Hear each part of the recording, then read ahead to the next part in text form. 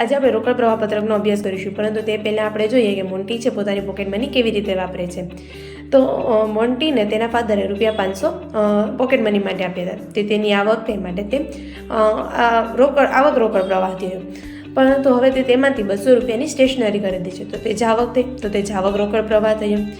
તેમાંથી જ તે 210નો પિઝા ખાય છે, માટે તે પણ જાવક રોકડ પ્રવાહ થયો.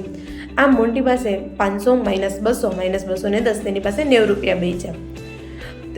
મોન્ટુને તેના આંટી ₹200 આપે છે, તો ₹200 પણ તેની આવક થઈ, માટે તે આવક રોકડ પ્રવાહ થશે. આમ મોન્ટી પાસે 90 + 200 ₹290 થયા.